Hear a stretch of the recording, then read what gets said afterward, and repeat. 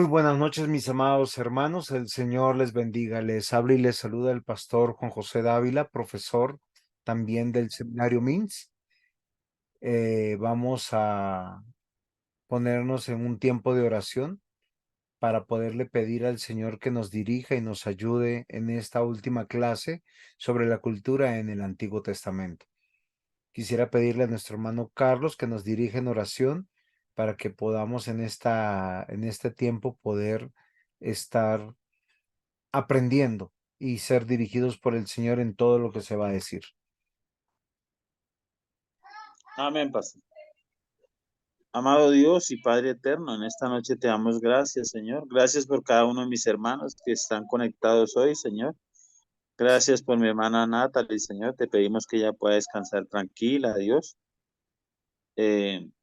Tú eres grande, maravilloso y soberano, Rey del cielo. Señor, en esta noche te pedimos en el nombre de Jesús que nos llenes de sabiduría, de ciencia, de conocimiento en tu palabra cada día más, Señor. Gracias, Señor, porque tu palabra dice que conocerá la verdad y la verdad nos hará libres, Señor. Gracias, Señor, porque estamos conociendo la verdad tuya, Dios. Gracias por la vida del pastor, Señor. Gracias, Señor, por la sabiduría que tú le has dado a él, Señor. Gracias, Señor, porque tú colocas amor en él, Señor, para que él también tenga amor, Señor, por la obra y amor, Señor, por las personas a las cuales, Señor, él les enseña, Dios. Gracias, Señor, por los hermanos, Señor, y cada persona que va a ver, Señor, en diferido, Señor, esta enseñanza. Dios, gracias por ellos, Señor. Te pedimos que seas tú obrando en cada uno de ellos, Padre de la gloria, en el nombre poderoso de Jesús. Amén y amén. Amén. Muy bien, mis amados hermanos, tenemos que volver partiendo en la pregunta: ¿qué es cultura?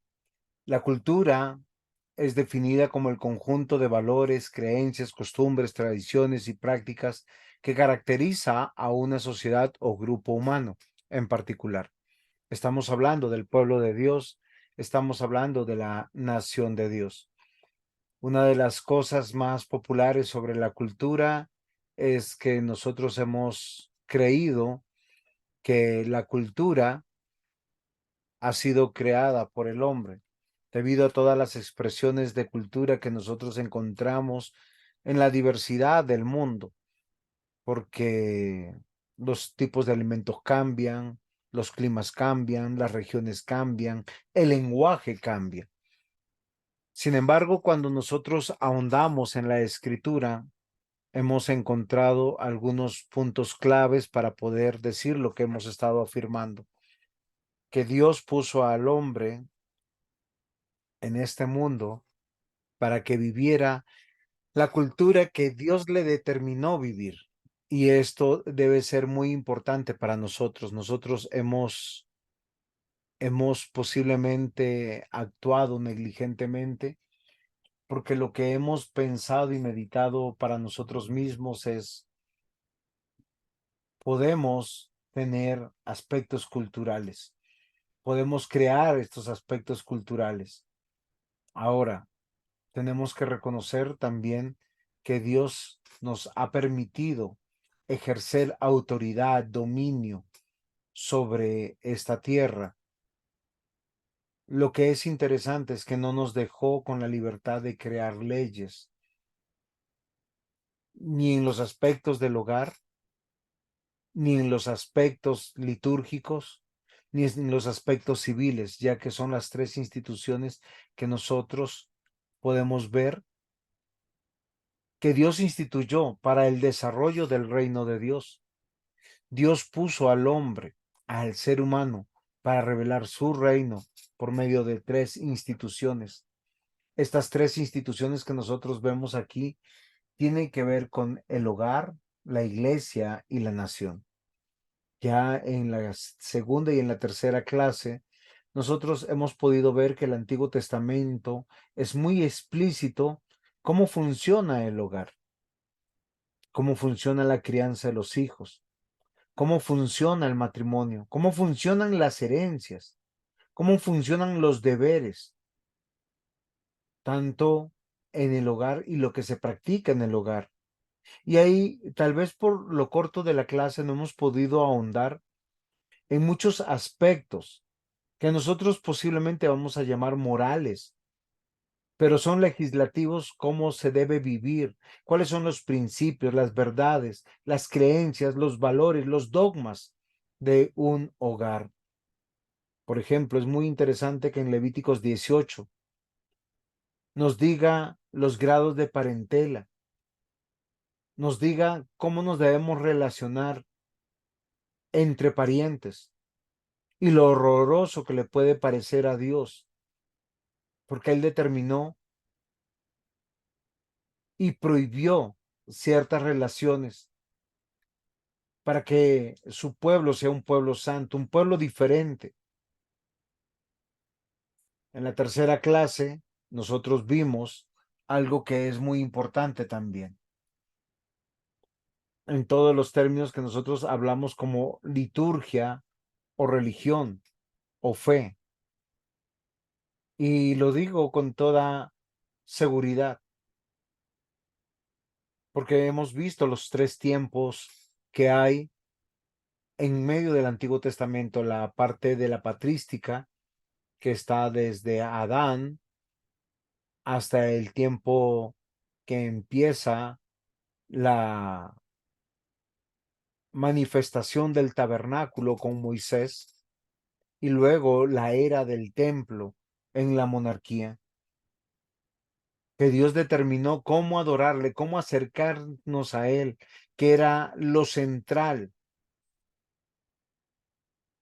y la razón de cada uno de los hogares. Hoy nos toca, como tercer punto, la nación. Las referencias en la Biblia tienen que ver con el gobierno de Dios en el mundo por medio de las autoridades.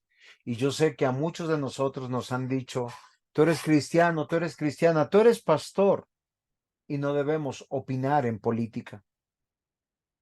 Sin embargo, los miembros del reino de Dios, la familia de Dios, tienen vidas particulares y personales y están llamados a un tiempo de adoración especial, litúrgica y cúltica, pero también a una participación ciudadana. Y es algo que nosotros hoy tenemos que considerar. ¿Cómo es esa participación ciudadana? Entender el gobierno, cómo debe ser el gobierno, cómo debe ser nuestro actuar dentro de la sociedad, cómo se legisla el trabajo, cómo se legisla el comportamiento dentro de la convivencia del día a día.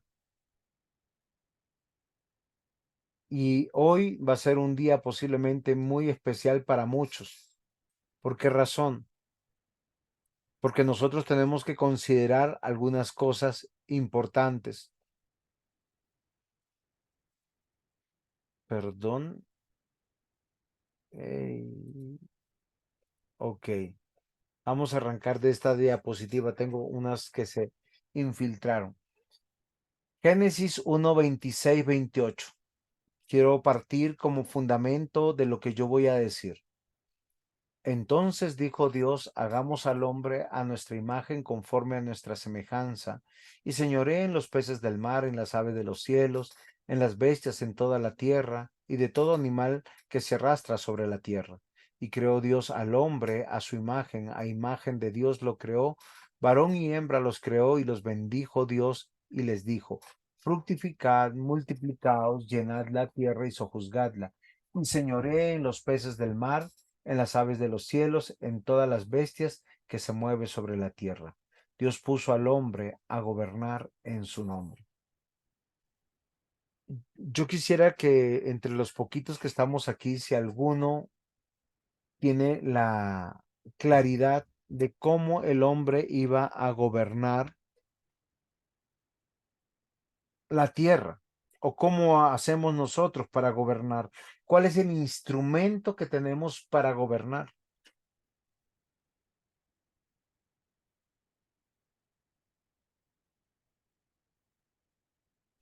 La ley moral. Muy bien. Gracias, Nata. La ley moral. ¿Quién más?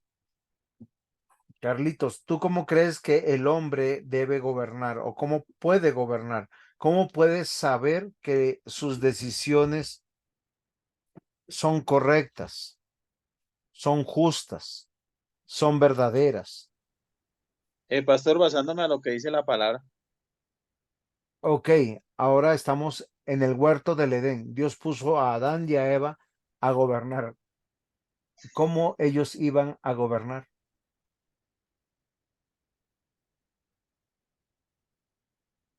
Yo sé que la respuesta no es muy fácil, pero la podemos deducir, porque para gobernar nosotros tenemos que tener un código que nos determine lo que es bueno y lo que es malo.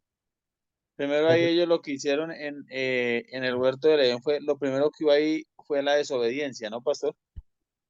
No, lo primero que ellos hicieron fue asistir al día del Señor en el séptimo día de Dios y el primer día del hombre.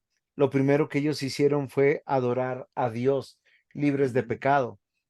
Si ustedes se dan cuenta, el primer día del hombre es el séptimo día de Dios y Dios determinó que ese día le adoraran. No nos cuenta más la escritura.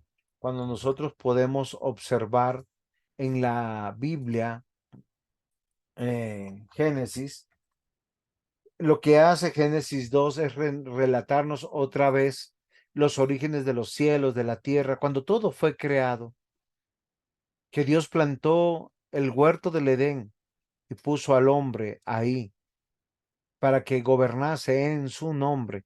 ¿Por qué yo les digo esto? Porque a veces nosotros pensamos que la idea de nación, de Estado, de pueblo, de gobierno, de monarquía, nace del hombre.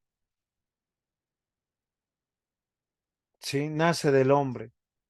Pero lo que nosotros vemos que en Génesis capítulo 2 versículo 15 dice, tomó pues Jehová Dios al hombre y lo puso en el huerto del Edén para que lo labrara y lo guardase. La palabra labrar tiene que ver con cultivar o a dar culto a Dios a través de las cosas que hace. Dice, y mandó Jehová Dios al hombre diciendo, de todo árbol del huerto podrás comer, mas del árbol de la ciencia del bien y del mal no comerás, porque el día de que él comieses ciertamente morirás.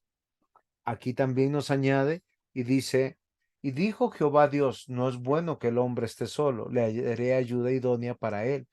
Y Jehová Dios formó pues de la tierra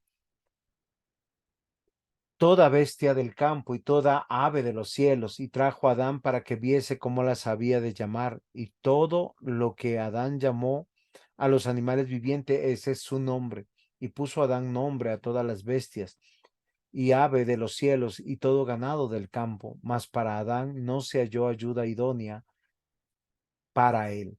Entonces Jehová Dios hizo caer en sueño profundo sobre Adán mientras éste dormía.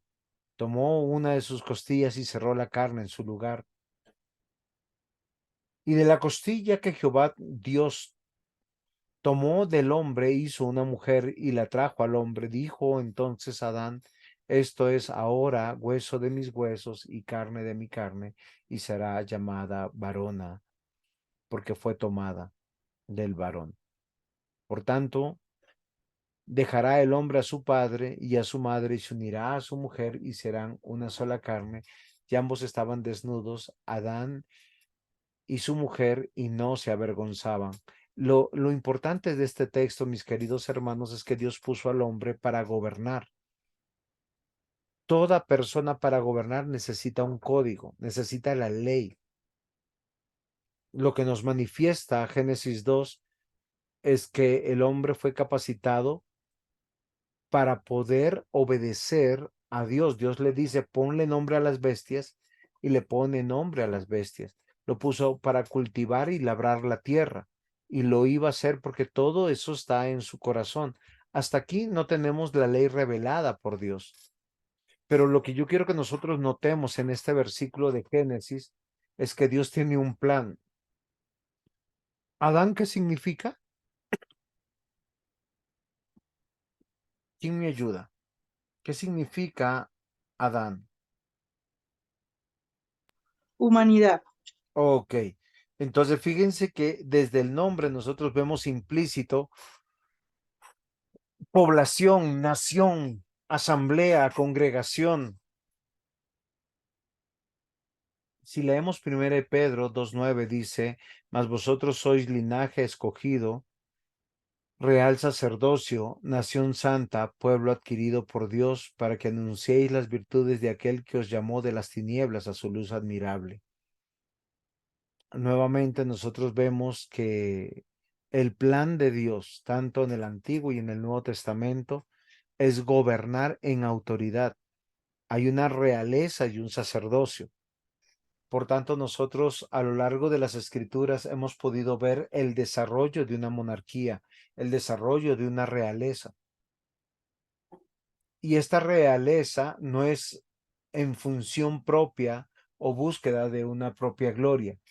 Esto tiene que ver con el plan de Dios de tener una nación o estado. Y cuando yo quiero compartir con esto un poquito, nosotros tenemos que pensar, el territorio de la realeza que ha de gobernar es la tierra. Y Dios le ha dado su ley y Dios dio su gobierno. Nosotros estamos aquí no en plan de nuestras vidas individuales y personales.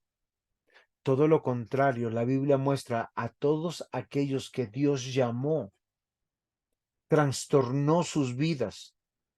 Si me comprenden, aunque yo sé que la palabra es muy fuerte, trastornar la vida es cambiarle todo el sentido de lo que ellos querían posiblemente hacer, soñar, pensar, considerando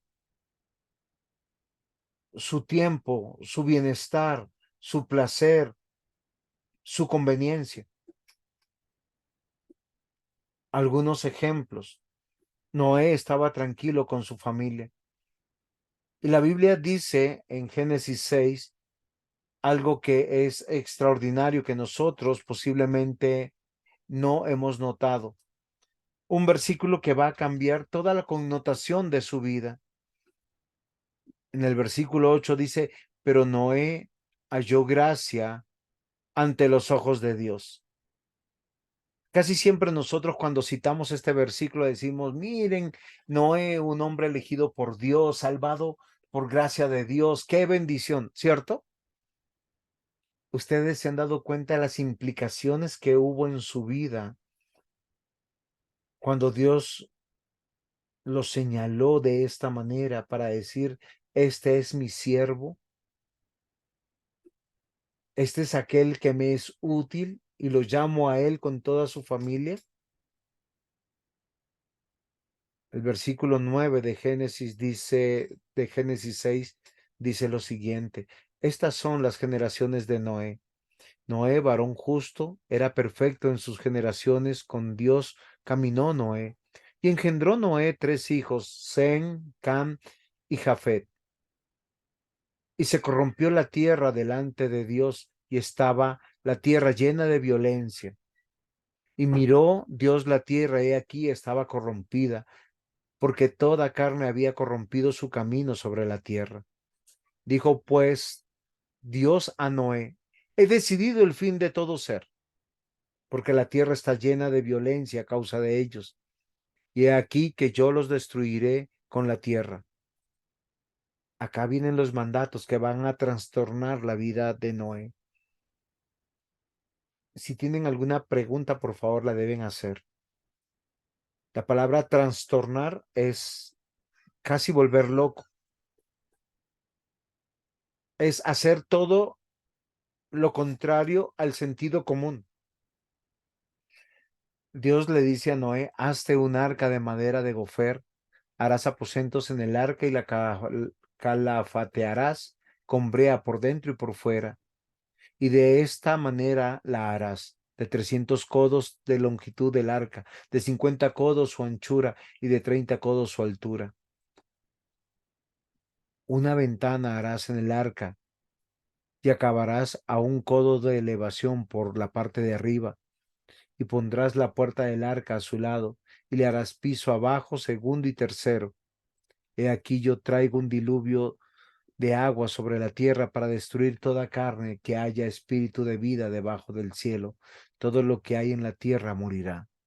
Y estableceré mi pacto contigo, y entrarás en el arca tú y tus hijos y las mujeres de tus hijos contigo, y todo lo que vive, de toda carne, dos de cada especie meterás en el arca. Ustedes saben ya la historia.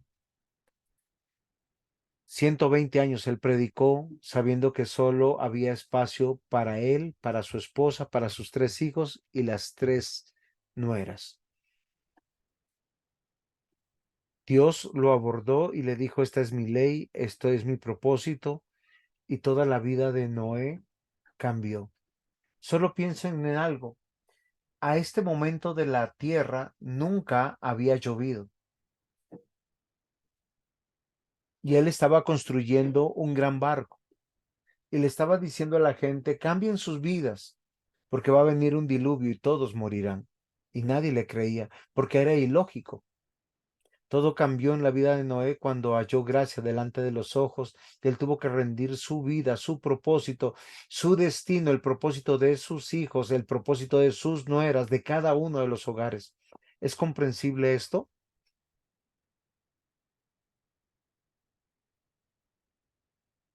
Porque Dios da su ley y da su gobierno a sus hijos, a su pueblo. Dios prometió un reino y una nación o un estado. Yo quiero que nosotros veamos en la palabra de Dios lo que yo les estoy tratando de explicar. ¿Por qué razón, mis amados hermanos? Porque nosotros a veces abordamos la Biblia de manera religiosa y moralista y no como la debemos ver. Génesis 49 del 8 al 11. Entonces Jehová dijo a Abraham, ten por cierto que tu descendencia, perdón, no es Génesis 49 esto es Génesis 15, versículos 13 al 21. Disculpen que la cita no está apropiada arriba. Deben cambiar, es Génesis 15 del versículo 13 al 21. Les doy un instante para que ustedes puedan hacer el cambio y verificar que lo que les estoy diciendo es verdad. Entonces Jehová dijo a Abraham, ten por cierto que tu descendencia morará en tierra ajena, y será esclava allí, y será oprimida 400 años, mas también a la nación a la cual servirán juzgaré yo. Y después de esto saldrán con gran riqueza, y tú vendrás a tus padres en paz, y serás sepultado en buena vejez. En la cuarta generación volverán acá, porque aún no ha llegado a su colmo la maldad del amorreo hasta aquí. Y sucedió que puesto el sol y ya oscurecido, se veía un horno humeando y una antorcha de fuego que pasaba por delante de los animales divididos. En aquel día hizo Jehová un pacto con Abraham diciendo, tu descendencia, a tu descendencia, daré esta tierra desde el río de Egipto hasta el río grande, del río Éufrates, la tierra de los eneos, los ceneseos, los cadmoneos, los eteos, los fereceos, los refaitas, los amorreos, los cananeos, los jerjeseos y los jebuseos. Hay algunas cosas que tenemos que mirar en la historia. La cultura que Dios va a crear para la nación es una cultura diferente donde el centro es Dios. Es un gobierno teocéntrico, donde las autoridades están al propósito de Dios. Dios le está diciendo básicamente a Abraham en Génesis 15, él pasa por la mitad de los animales. Si esto no sucede, seré partido tal como estos animales. Pero ustedes serán una nación, ustedes serán un estado, un reino diferente que hará juicio, donde yo les daré seguridad para que me puedan adorar. Esto es muy importante que no se escape de nuestra mente.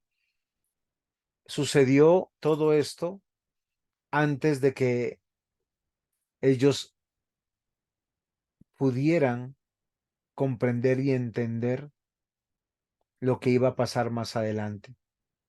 En Génesis 49, y esta sí es la cita, versículos 8 al 15, dice, Judá, acá Jacob está bendiciendo a sus hijos.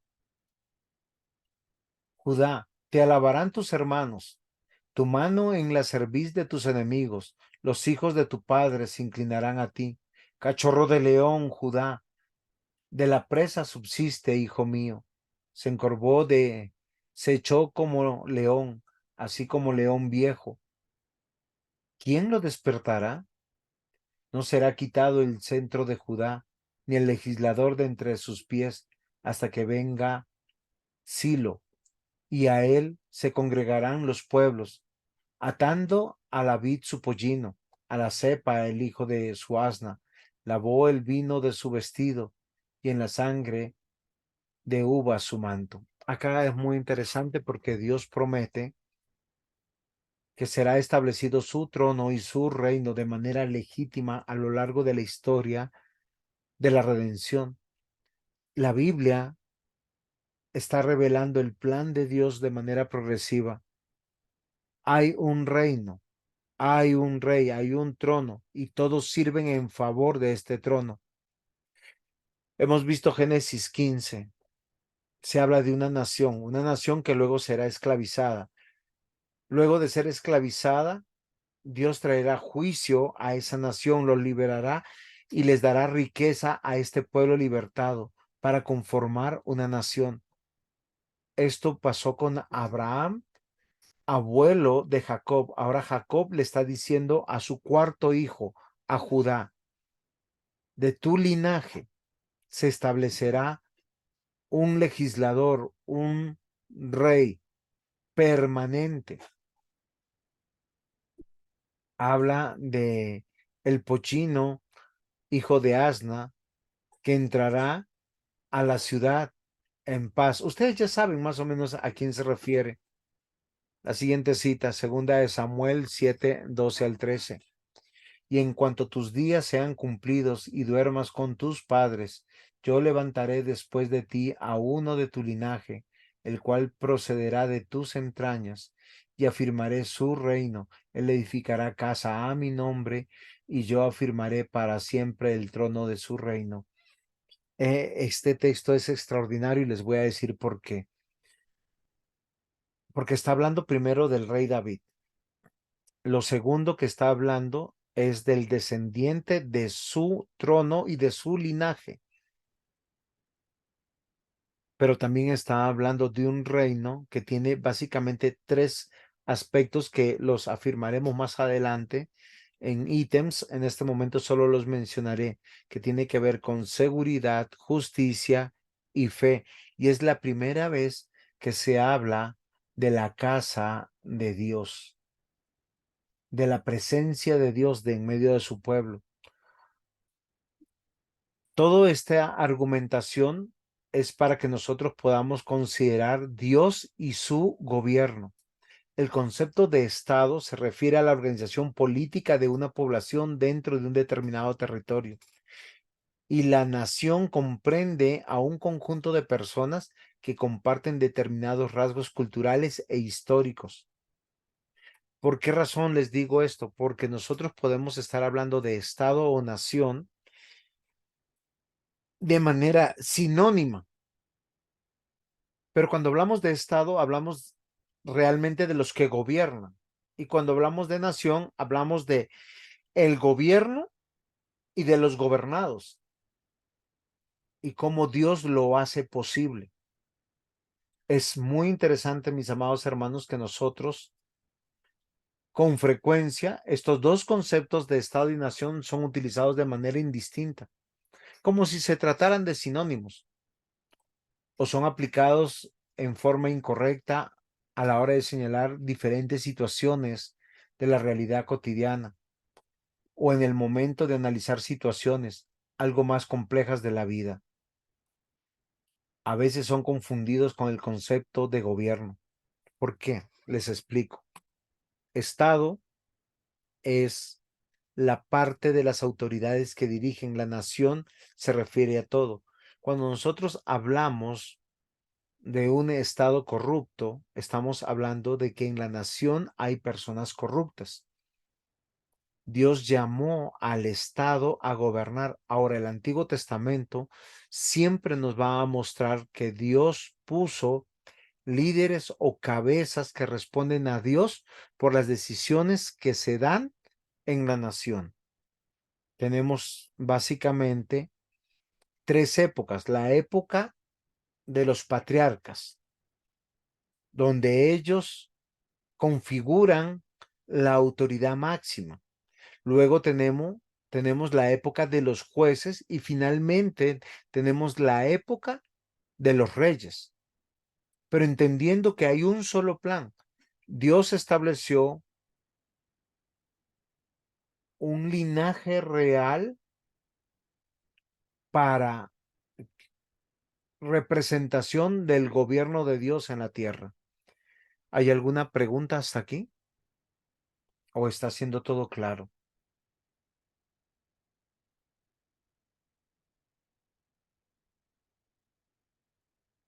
Muy bien.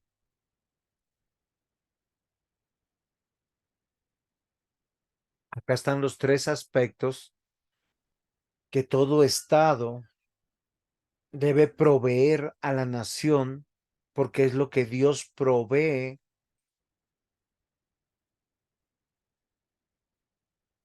para su pueblo, para su nación, para su reino.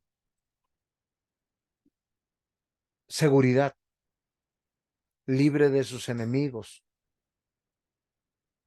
El establecimiento no solamente de los aspectos morales, litúrgicos y civiles, donde el gobierno puesto por Dios, y no estoy diciendo que era mejor la época de los patriarcas que los jueces o la monarquía mejor que todos. Lo que nosotros tenemos que comprender es que Dios siempre determinó una nación y en una nación siempre hay un estado que gobierne y que debe de gobernar teocráticamente.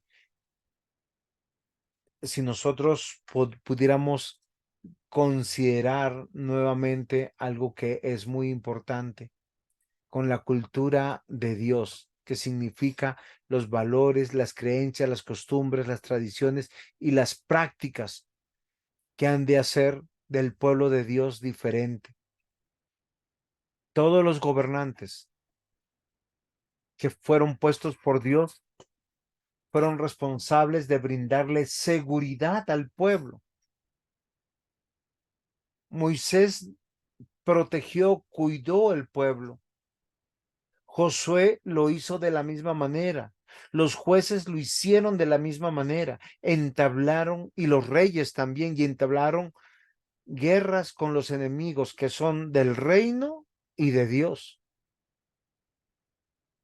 Justicia, porque la seguridad es hacia afuera, hacia los enemigos. La justicia es interna. ¿Por qué razón? Vamos a encontrar todo tipo de leyes civiles que determinan el cuidado del pueblo de Dios en la parte económica, en la parte moral, en la parte colectiva e individual de los miembros del reino de Dios.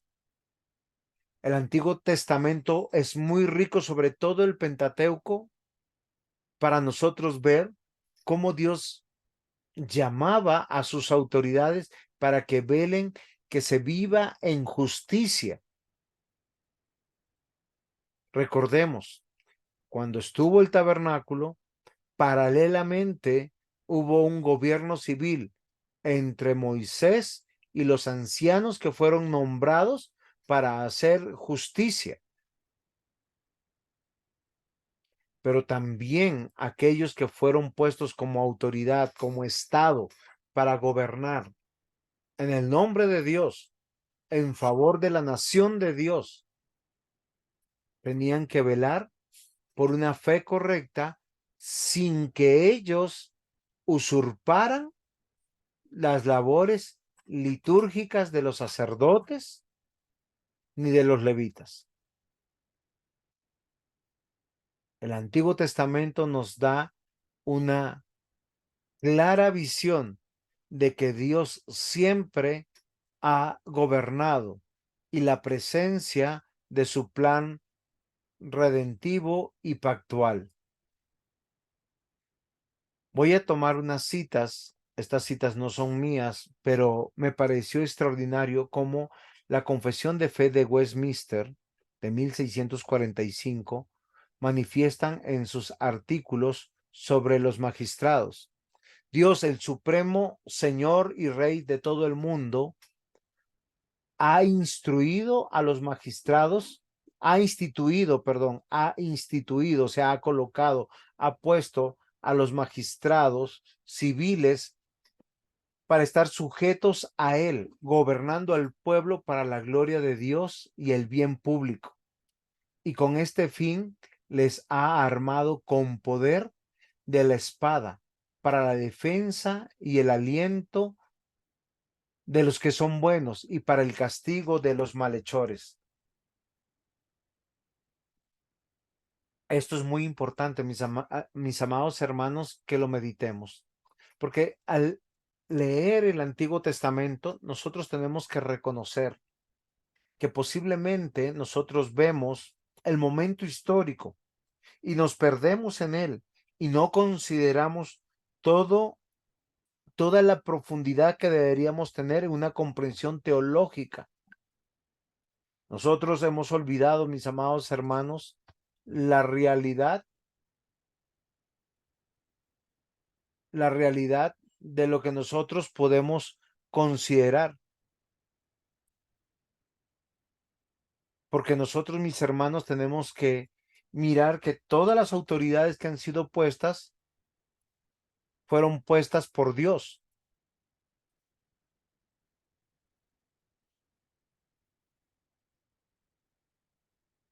¿Es claro lo que estoy diciendo, queridos hermanos?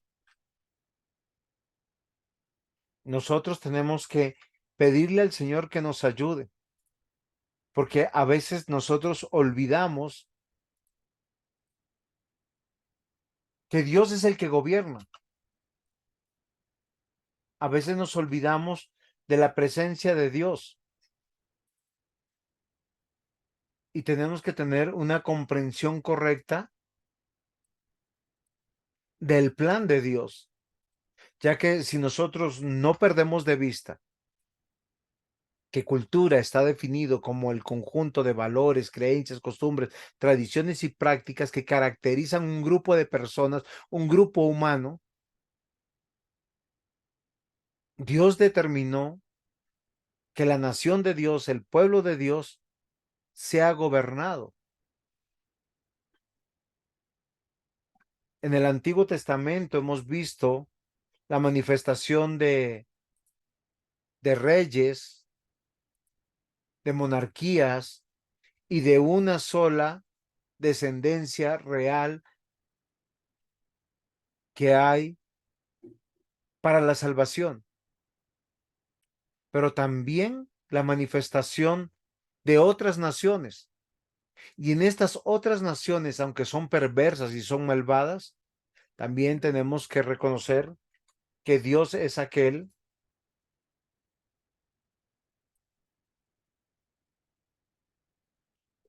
que ha hecho algo extraordinario. Ha puesto también a estas autoridades para juicio. Cuando Pablo escribe Romanos, hay un imperio que gobierna. Y este imperio que gobierna es reconocido de la siguiente manera. Romanos capítulo 13, versículos 1 al 4. Sométase toda persona a las autoridades superiores, porque no hay autoridad sino de parte de Dios, y las que hay por Dios han sido establecidas. Cada uno de los gobiernos que hay para el pueblo de Dios y fuera del pueblo de Dios fueron establecidas por Dios. Ellos darán cuentas a Dios si hicieron bien o si hicieron mal.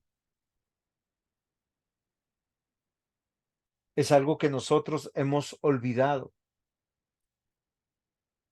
Las grandes naciones que se han apartado de Dios y que han proscrito su nombre, su palabra, y han perseguido su iglesia, Dios siempre les ha traído juicio. Estos textos dicen que de modo de quien se opone a la autoridad, a lo establecido por Dios resiste, y los que resisten acarrean condenación para sí mismos. Ahora debemos entender y comprender el propósito de poner autoridades civiles, el propósito de poner un Estado a gobernar. Versículo 3 de Romanos 13. Porque los magistrados no están para infundir temor al que hace el bien, sino al malo. ¿Quieres pues no temer la autoridad? Haz lo bueno y tendrás alabanza de ella. En la esencia, todo estado, todo tipo de gobierno está buscando hacer justicia y velar por la justicia. Y debe responder ante Dios. Versículo 4 dice, porque el servidor de Dios, porque es servidor de Dios para tu bien. Pero si haces lo malo, teme, porque en vano lleva la espada, pues es servidor de Dios, vengador para castigar al que hace lo malo. Primera de Pedro, el apóstol Pedro, escribiendo en la primera carta, capítulo 2, versículos 13 al 14, dice, por causa del Señor, someteos a toda institución humana, ya sea al rey como a superior, ya a los gobernadores, como por él enviados para castigo de los malhechores y alabanza de los que hacen el bien. Esto debe ser muy importante para nosotros. ¿Por qué razón, mis amados hermanos? Porque el creyente es llamado a vivir las leyes civiles, porque al someterse a esas leyes civiles se está sometiendo también al gobierno de Dios. Ahora, yo sé que muchos me dirán, hay muchas leyes que van en contra de la palabra de Dios. También dice el apóstol Pedro, es necesario obedecer a Dios antes que a los hombres. En el capítulo 2 de la Confesión de Fe de Westminster dice, es lícito para los cristianos aceptar y desempeñar el cargo de magistrados cuando sean llamados para ello. En el desempeño de su cargo deben mantener especialmente la piedad, la justicia, la paz, según las leyes sanas de cada estado, así con el fin, bajo el Nuevo Testamento puede legalmente ahora hacerse aún la guerra en ocasiones justas y necesarias. El documento que es lo que nos habla. Y ahí están las citas que ustedes puedan tomar. Yo voy a leer alguna de ellas en la próxima diapositiva, pero lo que está diciendo es que también servimos a Dios cuando nosotros nos postulamos a un cargo dentro del Estado y lo desempeñamos en piedad, justicia y paz. Y somos luz y somos sal. Esto es muy importante, porque a muchos se nos ha convencido y se nos ha querido convencer que el creyente solamente hace el servicio a Dios de manera espiritual desde la parte litúrgica de la iglesia. Y no, queridos hermanos, también cuando participamos justamente, legalmente en la sociedad, estamos sirviendo a Dios. Los empresarios justos, piadosos, sirven a Dios. Los políticos justos, piadosos, sirven a Dios.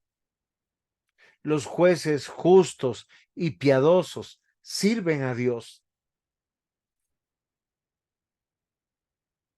Proverbios capítulo 8, versículos 15 al 16. Por mí reinarán los reyes y los príncipes determinarán justicia. Por mí dominarán los príncipes y todos los gobernadores juzgarán la tierra. Salmo 2, versículos 10 al 12. Ahora pues, oh reyes, sed prudentes. admitir amonestación, jueces de la tierra, y servir a Jehová con temor, y alegrados con temblor, honrar al Hijo para que no se enoje, y perezcáis en el camino, pues inflama de pronto su ira. Bienaventurados todos los que en él confían.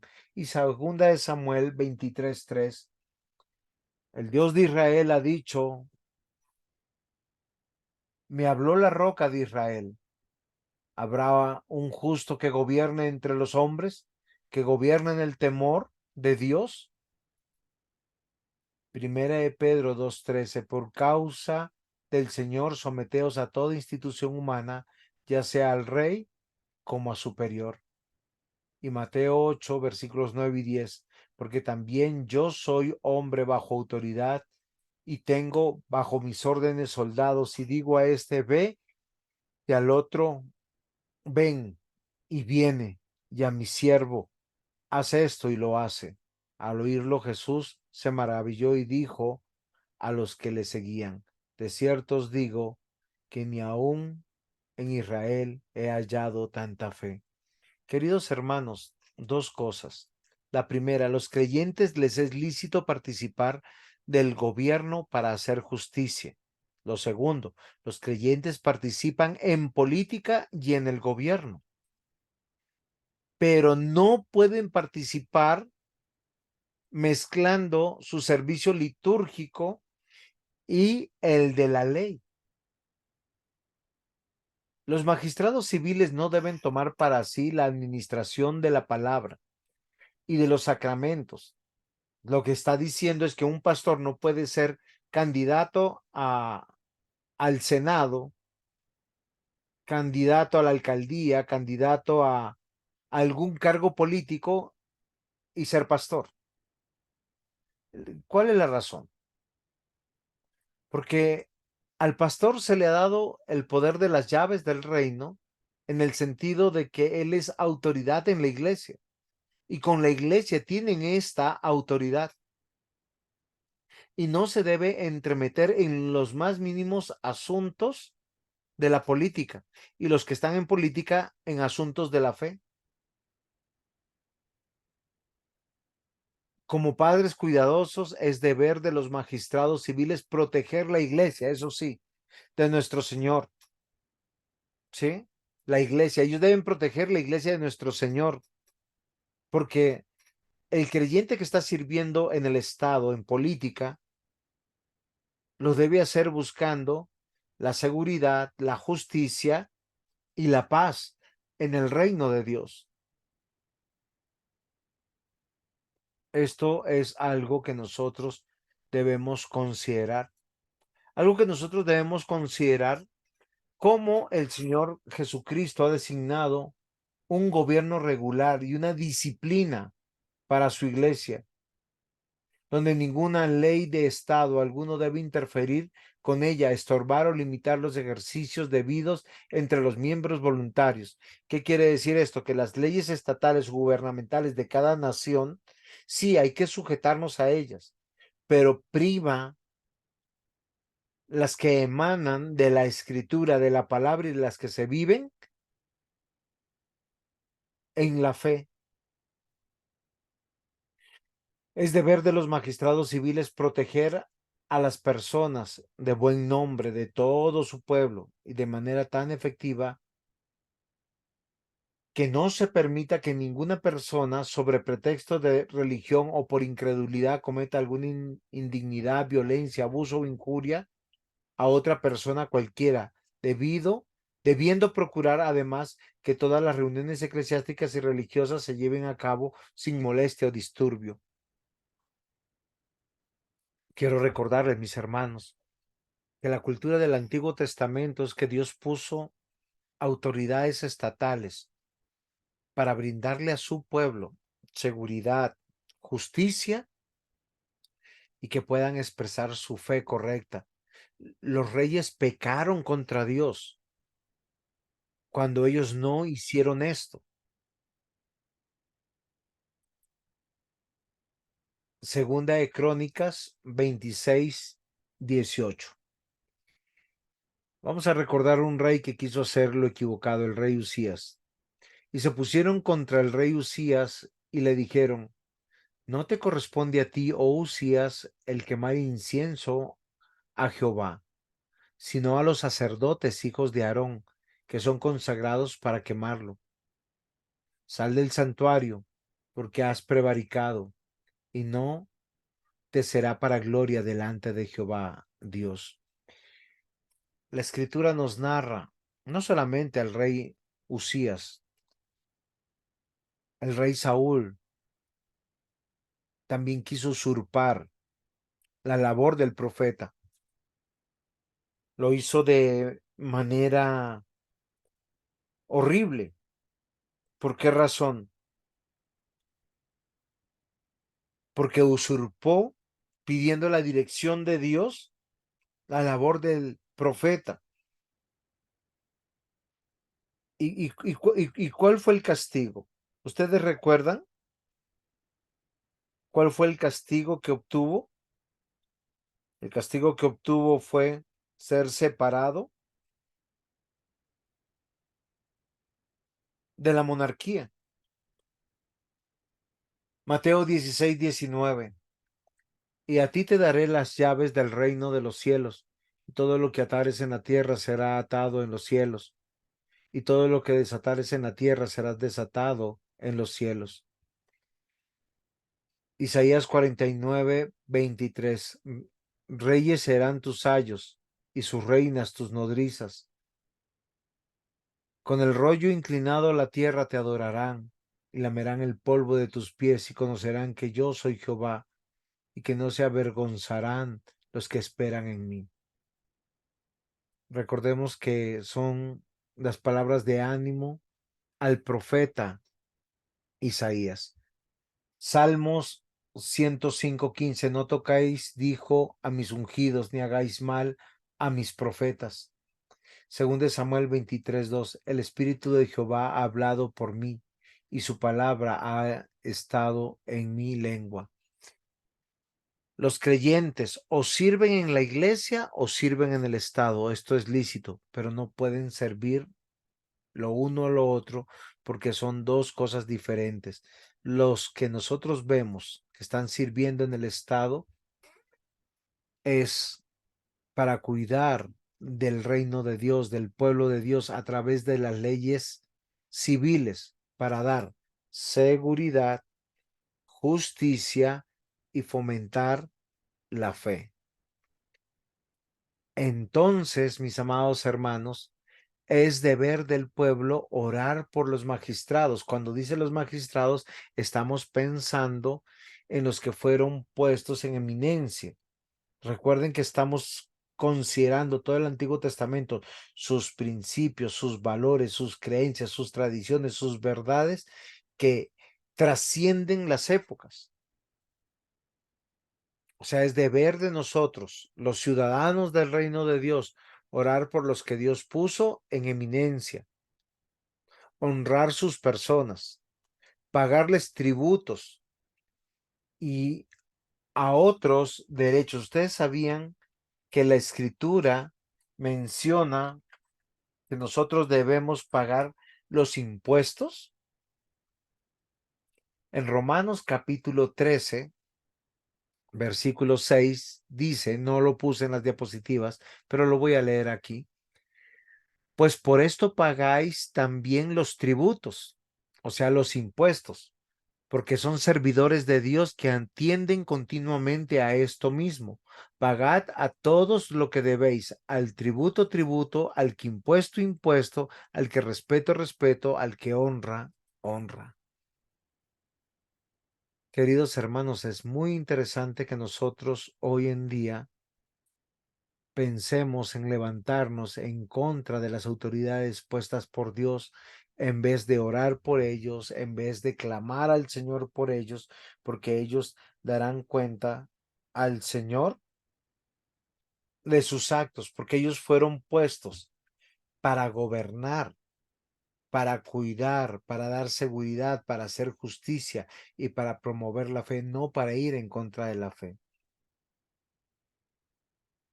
Entendemos, mis amados hermanos, claramente estos textos. 1 Timoteo 2, 1 al 2. Exhorto ante todo a que se hagan rogativas, oraciones, peticiones y acciones de gracias por todos los hombres.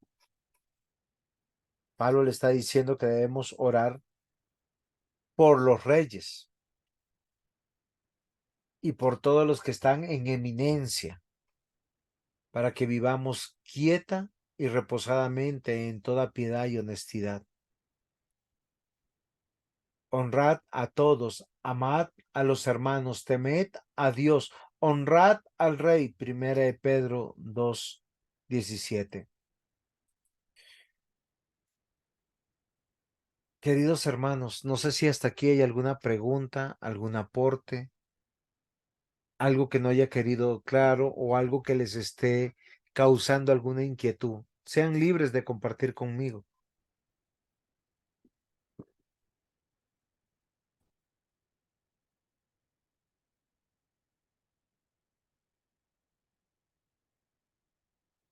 ¿No hay preguntas? Si todo está siendo muy claro, está bien, me alegro, pero si no se está entendiendo, me preocupa. Pastor, por mi lado no tengo preguntas y todo está siendo muy claro. Sí, estamos entendiendo que es parte del plan de Dios.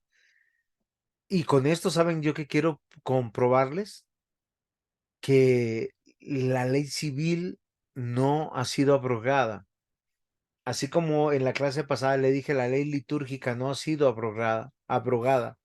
La ley judía de la sociedad se fundamentaba en los códigos civiles revelados en los 5 libros de Moisés: Génesis, Éxodo, Levíticos, Números y Deuteronomios.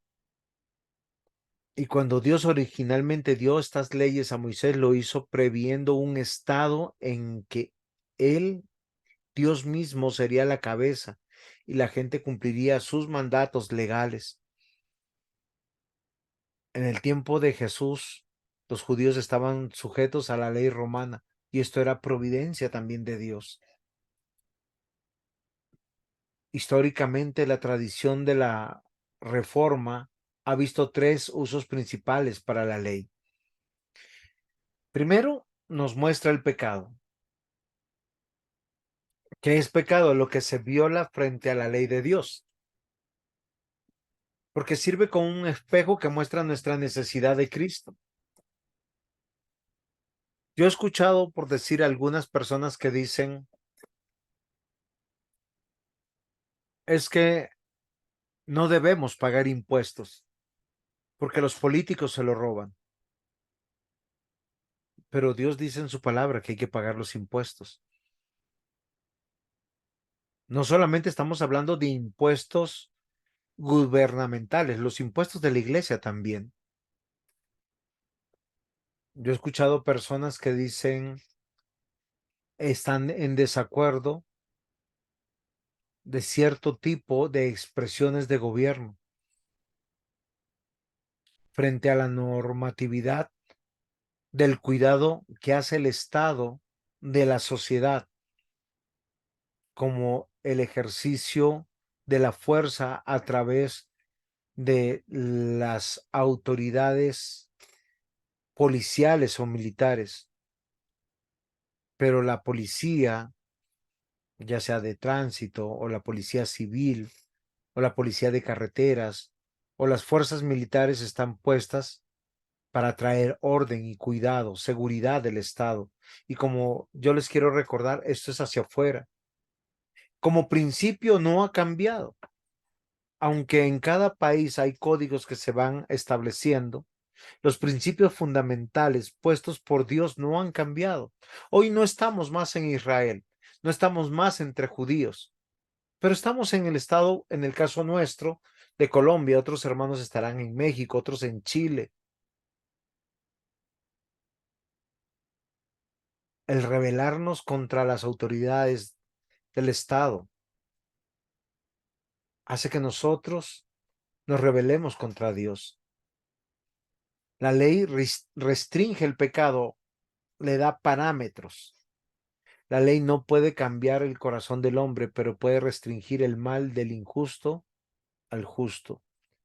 Y en tercer punto, nos muestra que le place a Dios. La ley es un reflejo del carácter de Dios y cuando actuamos de acuerdo a ella reflejamos el carácter de Dios. Dios nos ha llamado a nosotros los cristianos a ser buenos ciudadanos, a pagar a tiempo, a pagar nuestros impuestos, a educarnos, a trabajar, a invertir, a recibir también el fruto de nuestro trabajo. Los intereses también cuando invertimos nuestro dinero, nuestro capital, o cuando invertimos nuestros dones y nuestros talentos. Históricamente, la tradición reformada ha visto tres usos principales para la ley. Y eso es, el gobierno y la ley van a brindar al reino de Dios, al pueblo de Dios, seguridad, justicia y el cuidado de la fe.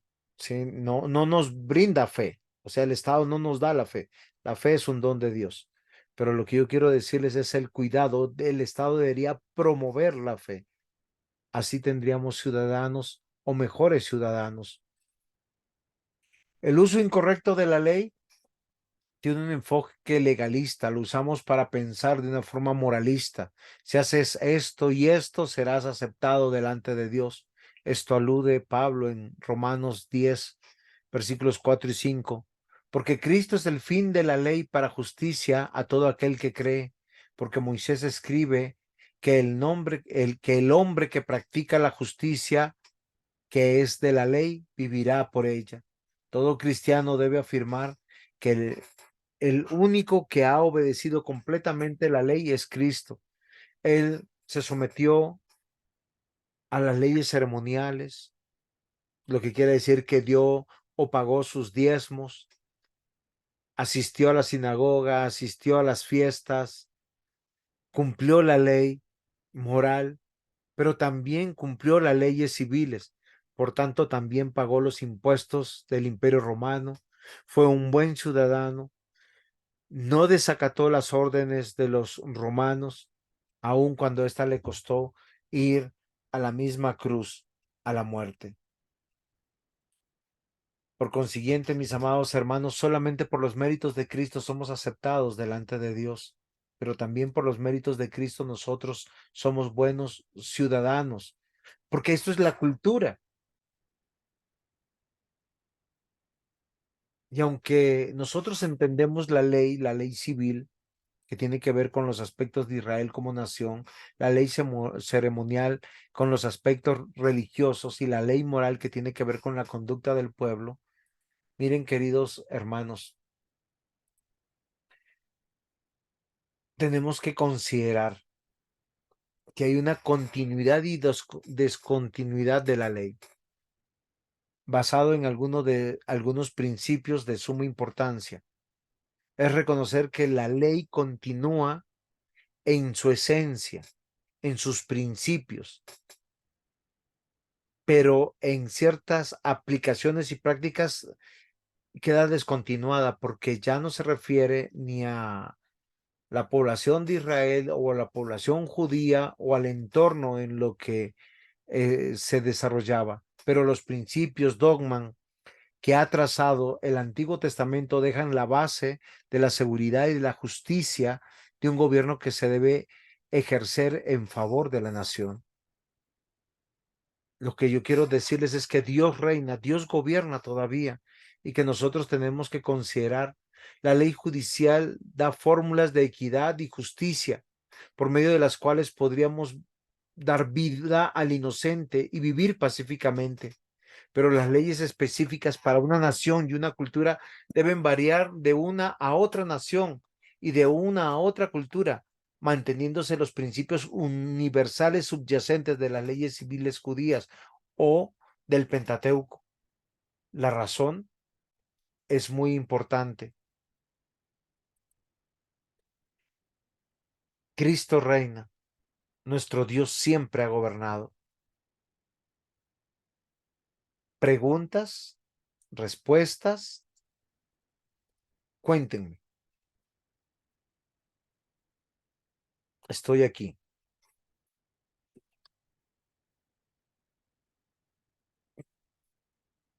Aportes. Para vivir la cultura del reino hay que vivir una buena cultura ciudadana. Y es la cultura que emana de vivir los principios y dogmas que están en la escritura. El amor, el perdón, la justicia, la sujeción, el honrar a nuestras autoridades.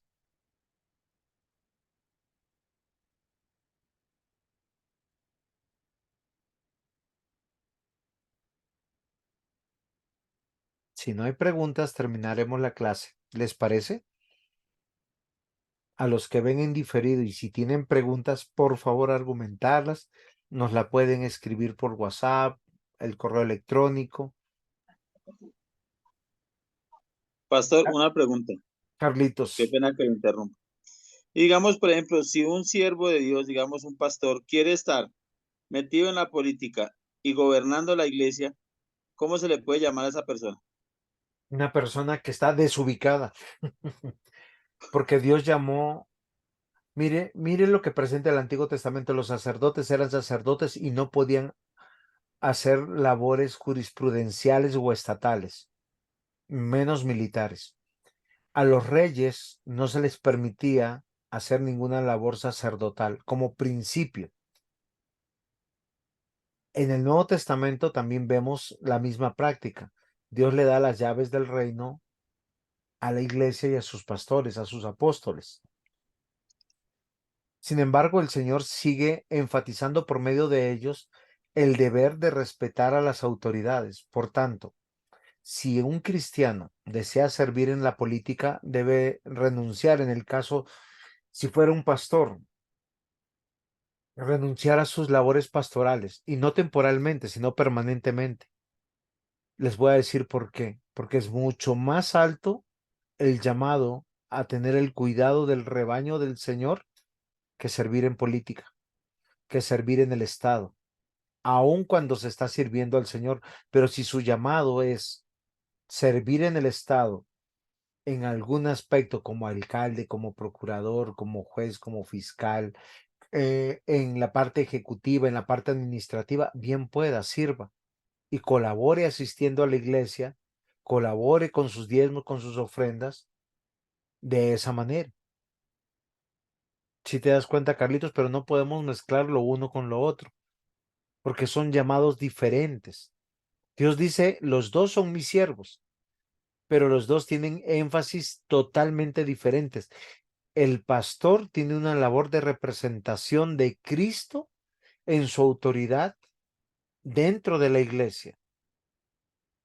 Y aquellos que son llamados a gobernar tienen que vivir buscando la seguridad, la justicia y promover que la iglesia siga su curso. Por eso Dios pone muchas personas que defienden las iglesias desde el Estado. Pero es un llamado. ¿Es claro, Carlitos? Sí, pastor, ahí, hemos dicho, quedó más claro que el agua. Sí, claro. ¿Sabes qué pasaría, Carlitos, si un pastor termina promoviéndose para diputado, para algún cargo político? Va a usar a los miembros de la iglesia para sus propósitos. Y Sí, eso señor, es eso es algo verdad. viciado y corrupto, porque el púlpito del Señor está para usarse para la predicación del evangelio y no para la promoción política. Aquel que es político debe tener su llamado político, sus dotes políticos y sus espacios políticos. ¿Cuál es el deber de la iglesia? Orar por los que están en eminencia. Si tenemos candidatos dentro de la iglesia, pues orar por ellos, pero no es hacer proselitismo político. De hecho, la iglesia debe promover el tipo de Estado y de gobierno que promueve y enseña la iglesia en sus leyes civiles, que tiene que ver con seguridad y con justicia. Por eso nosotros no podemos ser socialistas o comunistas, porque el pensamiento socialista o comunista es un pensamiento de odio, de envidia, de robo, de usurpación.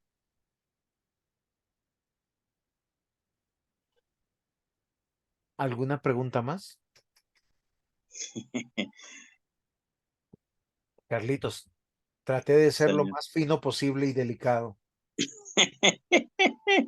No, pastor, es que o sea, no tenía era cómo sustentarlo bíblicamente, pero yo nunca estaba de acuerdo que los pastores se metieran en eso, porque esta es para pastorear el rebaño. Ok, y meterse en política es empezar a despreciar su llamado y es una evidencia de que no es pastor y que lo más probable es que está dañando esa congregación porque la está descuidando. Tiene otras ambiciones. Ahora, no estoy diciendo que sea malo, pero si hay un pastor que desea un puesto público, pues renuncia a ser pastor y eso está evidenciando que nunca fue pastor, porque el llamado de ser pastor antepone a cualquier autoridad y ante cualquier llamado porque indica entregar nuestras vidas por las ovejas, lo que hablábamos la clase pasada. Y eso nos lleva toda la vida, pastorear de generación en generación, moldear, hacer discípulos, predicar el evangelio a tiempo, fuera de tiempo, aún en nuestras últimas fuerzas. Muchísimas gracias, pastor. De verdad que lo que el pastor me acaba de enseñar es una realidad que había vivido y que lo viví. El Señor nos ayude, Carlitos. El Señor Amén, nos pastor, ayude así es. y ayude a los siervos de Dios. ¿Alguien más? ¿Alguien diferente a Carlitos que nos despide en oración?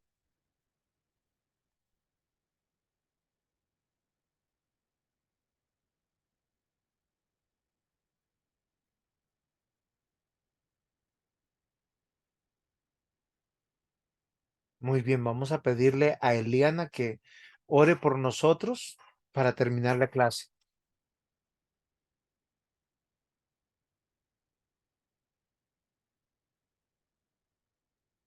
¿Si está por ahí Eliana o no está?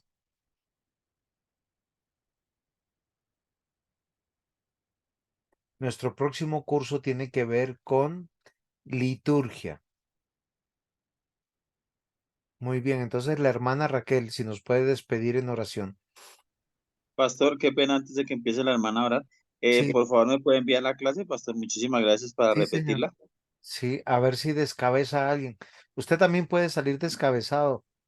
No, ya ya he salido descabezado muchas veces de esto, pastor, y Dios me acaba de confirmar algo que tenía en mi mente, entonces a través del pastor lo usó para confirmarme lo que tenía, clarito y clarito. Muchísimas Pues, gracias, pastor, por la clase y gracias por las enseñanzas. Yo lo guarde. muy bien. Amado Señor, Papito Dios, que toda honra y toda gloria sea para ti. Gracias, Señor, te damos por la clase, Señor, porque hemos aprendido de tu palabra, Señor. Ayúdanos, Señor, a ser más diligentes, a poder ponerla en práctica. Guarda, Señor, a cada hermano que está conectado, que está recibiendo su mensaje. Gracias, Señor, por el profesor, que es el que Dios lo ha puesto para que podamos nosotros aprender. Muy bien, mis hermanos. El Señor me los bendiga. Nos veremos dentro de 8 días. Bendiciones. Chao, papi. Bendiciones para todos, Dios los guarde. Feliz noche.